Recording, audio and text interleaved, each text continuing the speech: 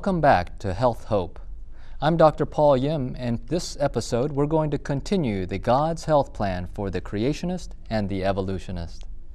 Last episode we finished up with the chart which showed that if you're a Creationist, this is your diet. And if you see the chart on your screen, it should be predominantly fruits, vegetables, grains, beans, and some nuts, right? Now, we're going to continue, and I'm going to show you modern day evidence that this is true. When you watch on the evening news tonight, like for example CNN, and Sanjay Gupta is on there with a health segment, when was the last time you heard them say, doctors have just discovered a new vitamin in country ham that will kill cancer? How about scientists have just discovered a new antioxidant in fried chicken that will make you live to 100 years old? You never hear it, right? What is it always? Blueberries, the superfood, right? Several years ago, it was the pomegranate craze. You remember that?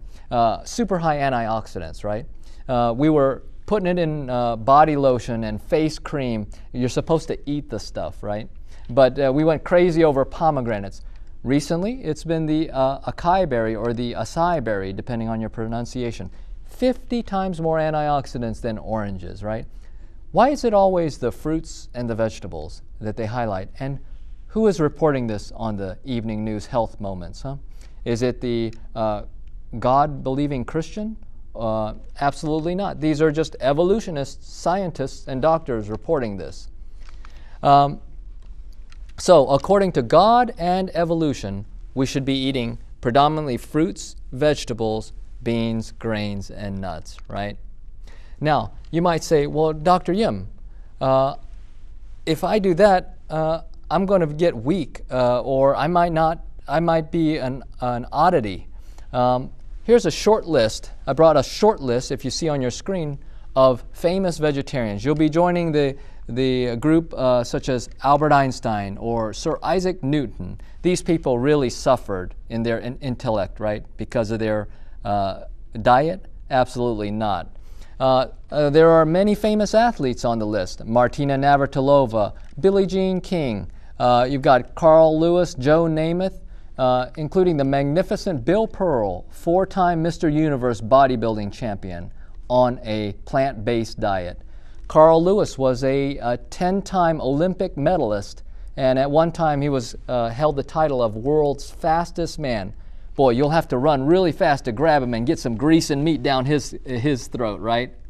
No, in fact, if you get on Wikipedia and get on his website, Carl Lewis on Wikipedia, he says in there that because of his diet, plant-based diet, is what gave him the edge to beat out the next guy by a nose. And you know that in the Olympics, it's down to a nose, right? Many times. And that's what he credits to giving him the victory in many of his races. Even politicians, CNN reported the Mac attack that Bill Clinton had, heart attack from all of his fast food. He loved fast food. Well, he got his bypass surgery, and then afterwards, his doctors discovered a few years later that he needed stents. And he was surprised, and he said, why, I thought I was fixed. And his doctor said, why, don't you know? Those go bad after about 7 to 10 years. And so he decided to change course, and he got a personal chef and a personal physician to guide him toward healing with diet. And so with his current diet, you see the CNN title is From Omnivore to Vegan, the Dietary Education of Bill Clinton. And Sanjay Gupta has a follow-up article on that says Becoming Heart Attack Proof. Now, for further study, you can read books such as Dynamic Living, What Would Jesus Eat? There's another book written by a Baptist doctor, I believe in Georgia. The Maker's Diet, Proof Positive, the Blue Zones, which I have a whole separate presentation on the Blue Zones. Watch for that one. Websites like chiphealth.org, that's chiphealth.org, newstart.com, bluezones.com, vegetariannutrition.org, myhealthfix, myhealthfix.com. That's myhealthfix, Fixz.com. Now, we're going to go into perfect diet number 2 in the Bible. In the wilderness, God gave the Israelites manna bread to eat and water to drink from the rock. And that's the second perfect diet because it was given by the hand of God. And you can find that in Exodus 16:5 and Exodus 17:6. This diet was one that held promise. In Exodus 23:25, God says, "And ye shall serve the Lord your God, and he shall bless thy bread and thy water, and I will take sickness away from the midst of thee." And that's exactly what happened. In fact, it goes even further in Deuteronomy 7:15. It says, "And the Lord will take away from you all sickness, and will put none of the evil diseases of Egypt upon thee." Friends, today scientists have discovered by CAT scan that mummies from Egypt had an epidemic of heart disease. Now, keep in mind that all of these mummies were younger people, nearly all of them. Most of the royalty and the wealthy people who would be mummified, who could afford to be mummified, they all ate a rich diet and they all died early. You have very few old people, laborers and such, that were on a healthier diet just out of economic necessity. None of them would get mummified. It would be too expensive. So the Egyptians, ancient Egypt, had a heart disease epidemic as shown by CT scanning of the mummies. Now, friends, it doesn't take any faith today to follow God's health plan. Did you know that? 100 years ago was when it took faith to follow God's health plan. Those were the days when doctors were putting leeches on patients, right? Prescribing cocaine and heroin for many conditions. Even as late as about 30 to 40 years ago, physicians were prescribing cigarette smoking for many health conditions to calm the nerves and such. Friends, today it doesn't take any faith to follow God's diet. Even evolutionists are telling you to follow God's diet, right? So, after today's program, we're all going to leave here and go and eat healthy, right? You know that's not true, right? Why is it so hard to change? I thought about that as I was treating my patients, and I tell them what to do, what to eat, and what to drink, and they come back and they're not doing it. Why is it so hard to change? I thought, well, I'm giving them knowledge. You've heard the term knowledge is key, right? Is knowledge key? Well, it certainly does help. You've heard the phrase, education is expensive. But if you think education is expensive, try ignorance, right? But knowledge is key, but it's not enough. Let me show you a chart on the screen here, which shows that knowledge is not enough. Back in 2004, a movie came out a documentary called Super Size Me. This followed a person who, every time he would walk into a famous fast food restaurant, whenever they would say, "Would you like to supersize that?" he would have to say yes. So he did that for 1 month, and at the end of the month, the doctors made him stop that because they said, "You're about to die. Your blood work is so bad." At that time, in 2004, when the movie came out, the obesity rate in America was 24.5%. 3 years later, in 2007, it had gone up to 26.6%, and then today, in 2013, who knows what the obesity rate is, but you can guess it's got to be higher, right? On the other hand, let's look at the stock price of this famous restaurant that was in the documentary. In 2004, when the movie came out, their stock price was $26 per share. 3 years later, it had doubled to over $50 per share, and today it's almost doubled again to almost $100 per share. It looks like somebody's hurting, but it's not this restaurant chain, okay? So is knowledge enough? Absolutely not. In fact, the obesity rate should have gone down after people in America have been told through this documentary that eating fast food is not the healthiest thing for us, right? Instead, the obesity rate went up. So as I thought, why is it so hard to change when people are given knowledge And I came up with a few other reasons why it was hard to change. Number one is habits. You do the same thing every day, right? They found that most people don't really vary their diet. Most people eat about the same set of about 15 to 20 different varieties of meals per week. Traditions. Oh, we've always done this for 4th of July, or we've always done this for Thanksgiving or Christmas or whatever holiday it might be. But friends, I'm going to tell you one of the most powerful reasons it's so hard to change, and that is your eyes. The media, friends, the media makes it so hard to change because think about it. You go to the doctor and he spends about 10, 15 minutes with you in 1 year telling you how to eat healthy and how to drink healthy and how to exercise. And then as soon as you leave the office, you're bombarded by dozens per day, dozens of advertisement, magazine articles, billboards telling you to eat the wrong things, right? When was the last time you saw a commercial for carrots and celery sticks? Never, right? It's always fast food, the bad things to drink, the bad things to snack on. So, watch the media, friends. Now, there is hope. The Bible has a promise, has a hope. In 2 Corinthians 3:18, it says, by beholding we become changed. And that is how we can change. We have to change what we look at. If we look at the bad things, we're going to want them or become like them. We need to look and think about the good things instead. And if you're an evolutionist, don't worry, there's hope for you too. You know the saying, monkey see, monkey do? Just like that, if you stop looking at the unhealthy monkeys and look at the healthy monkeys, you'll learn to become like them, you see? So remember, monkey see, monkey do. Now, how to change not only applies to our physical life, but also to our spiritual life. Did you know that? How many of you today will forget to eat today? That's right, none of you.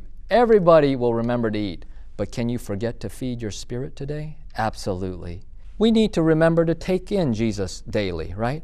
We need to remember to pray every day and to read the Bible every day. Feed our spirit, just like we feed our bodies. And this brings us to the final perfect diet. Number 3, in the new earth, when there's a new heaven and a new earth, would you be surprised if God has a diet for us there too? In Revelation 22:1 and 2, it says, and he showed me a pure river of water of life, clear as crystal, proceeding out of the throne of God and of the Lamb. In the midst of the street of it, and on either side of the river, was there the tree of life, which bare 12 manner of fruits, and yielded her fruit every month. And the leaves of the tree were for the healing of the nations. Wow, friends, I want to drink that water and eat that fruit, don't you? And so we've completed our journey from Genesis to Revelation. And whether we believe in creation or evolution, friends, it's God's health plan all the way, the one and only original diet. And this brings us to the end, which is really the beginning of the rest of your life. Thank you for joining me today, and don't forget to visit our website, www.health-hope.org. That's health-hope.org. Thank you, and may God bless you as you continue your journey in health and hope.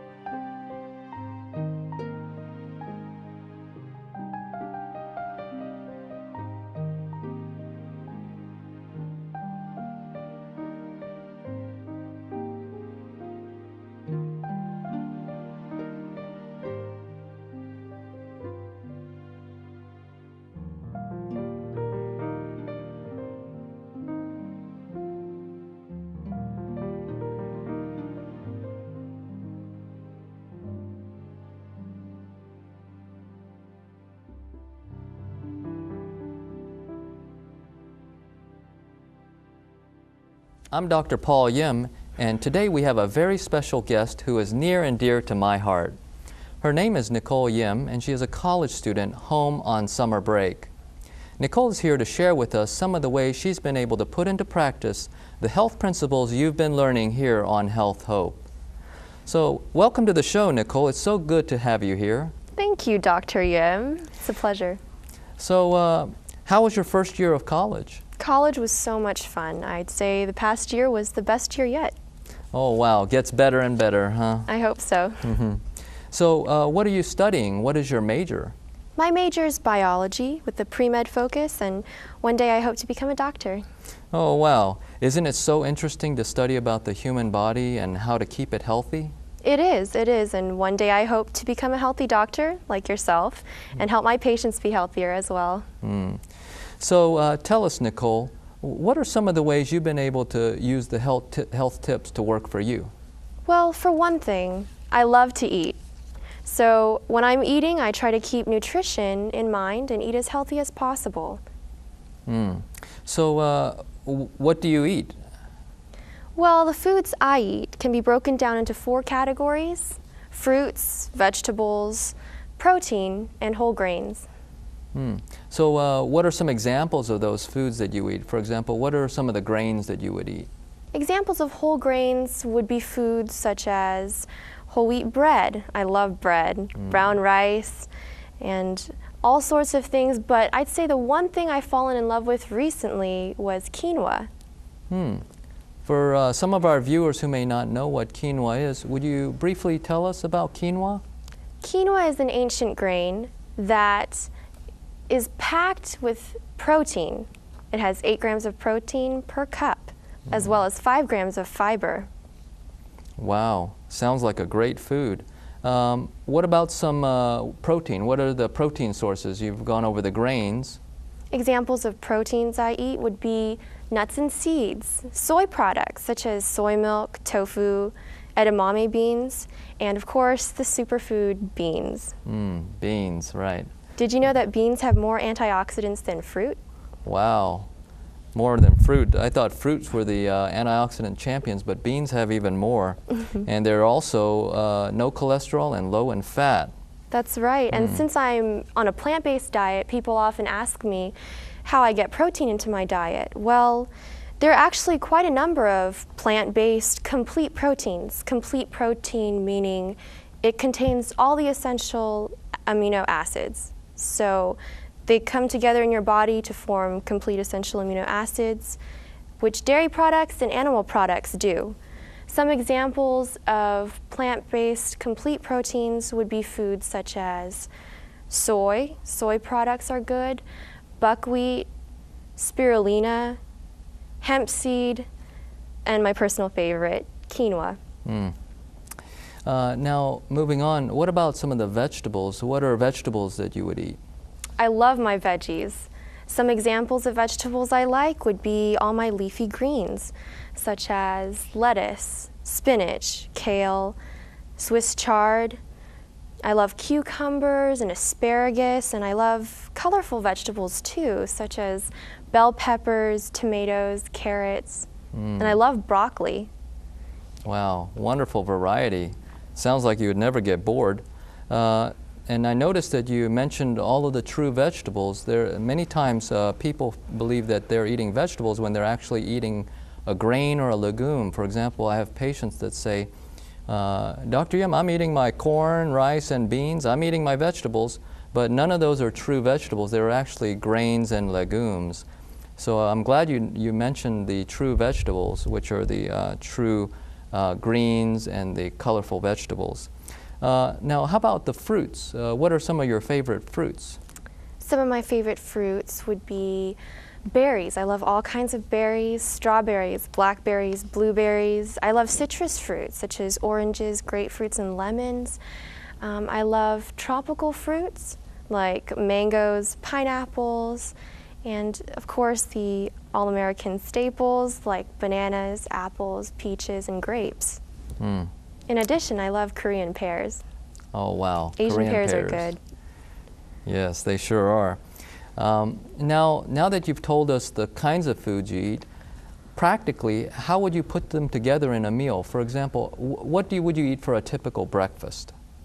Well, when I wake up in the morning, I start with a lemon cleanse, which is freshly squeezed lemon juice. You can mix in grapefruit or orange to make it more drinkable. And I wait about 15 minutes before I start eating. Then I start my huge breakfast off with a bunch of berries and citrus. Then I move on to a big bowl of oatmeal with flax seeds sprinkled on top to get my omega-3s. Then I'll finish off with 1 or 2 slices of whole grain toast with a thick slab of peanut butter on top and sliced bananas, maybe some honey. Wow, that sounds like a big breakfast. Sounds like it's probably 400, 500, or 600 calories. You sure are starting off the day well. What about lunch? What would be a typical lunch for you? For lunches, I love burgers, veggie burgers that is, but I've made a couple tweaks to the veggie burger to make it just a little bit healthier. To give you an example, I've changed out the veggie burger patty with a well-grilled portobello mushroom. So I'll sprinkle some chopped garlic on there and herbs, and it's delicious. Also, I'll replace the burger bun with this thing called whole grain slims. They're very skinny bread that you put on, and they really give more flavor to the burger as a whole. In addition, they're only 100 calories per, so it's a good deal. Also, I change out my mayo. Instead of using mayo, I'll put avocado on, which is so creamy and delicious. And lastly, I like to stir fry some onions, caramelize them, and stir fry some bell peppers, and I'll stuff those in my burger as well. Yummy. Do you eat the burgers plain, or do you have something with them on the side? Well, I love potato chips. But instead of eating potato chips, I'll replace those with delicious homemade kale chips. Wow. And then, do you eat snacks during the day? As much as my taste buds and my stomach would enjoy the thought of a snack, no, I don't have any snacks. What do you do when you get hungry in between meals? When I get hungry, I will chug a big tall glass of ice-cold water.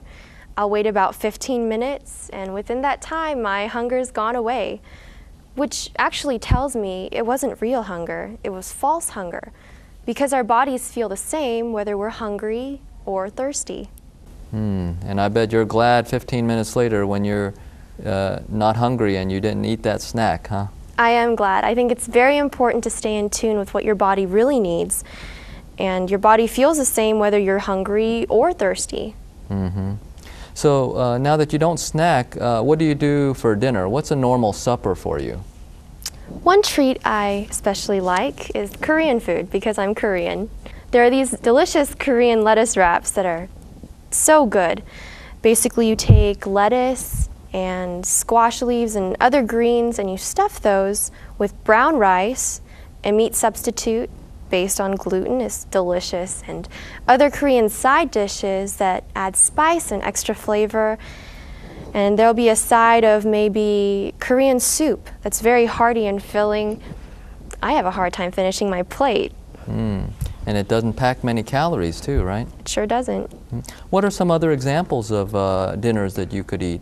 Oh, the choices are endless because, as you know, my mother's quite a good cook.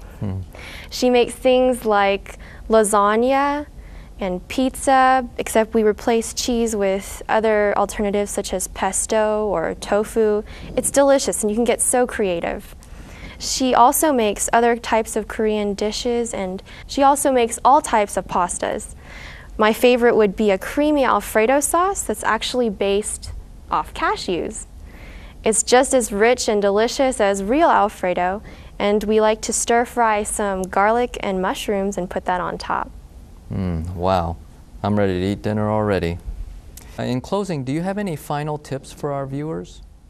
Well, one thing to remember is that the best time to make healthy choices is right now. You're never too young and you're never too old either. As time passes, habits you've made only get harder and harder to break. Why not form healthy habits today that you'll be proud to take with you into the future? Nicole, I'm so glad to hear that you're never too old to start a healthy habit, because I have many patients in the office who would be considered, quote, over the hill, who have made positive health changes, and they're now reaping the rewards of those choices. Well, that brings us to the end of today's program. You may visit our website at www.health-hope.org. That's www.health-hope.org for many more programs and tips. Thank you for watching Health Hope, and please be sure to tune in again. Until next time, God bless and good health.